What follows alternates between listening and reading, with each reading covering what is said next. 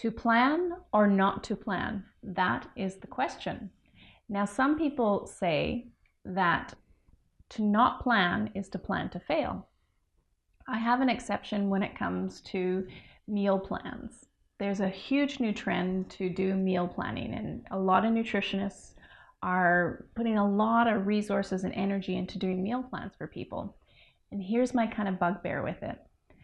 Most people find meal plans incredibly overwhelming. Imagine trying to change how you're actually eating, so your relationship with food, and you decide, okay, I'm going to get a meal plan organized for me and I'm going to make all these recipes throughout the week. It's actually hard enough for most of us to learn a new recipe, like one recipe a week. That's actually a lot for the average person to contend with everything else they have going on in life, unless of course food is their life, their passion, and their vocation. But for the average person, we really only have about 7 recipes that we work with. And we might vary them with the seasons, vary them with ingredients that are available to us, locally. And that might change throughout the year, again, with the seasonality, what's organic, what's available, that kind of thing. But very few of us do a lot more than 7 recipes at a time.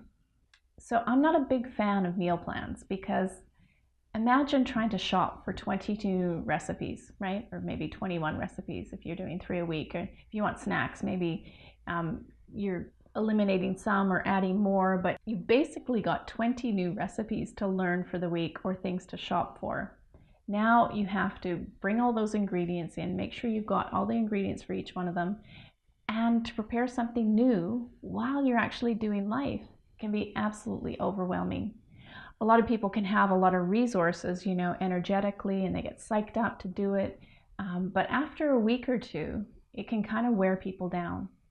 That's why with Sweet Freedom, I'm really passionate about people integrating real recipes into their life slowly and just switching over what they're already doing and making adjustments by moving out the processed food and using natural versions of those recipes. Meal plans are great for a very small percentage of the population, for people who just get it, it's easy for them, but for most people, it's overwhelming, it's challenging, and in the end, what it tends to do is they tend to give up after a few weeks.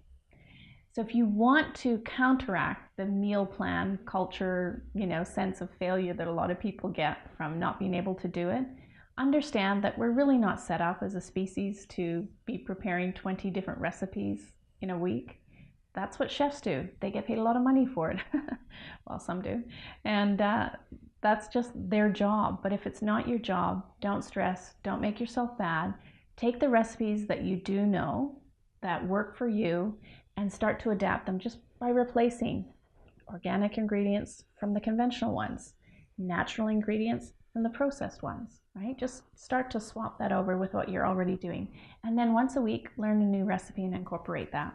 And remember, failing to meal plan does not mean that you're planning to fail. It just means you're kind of human.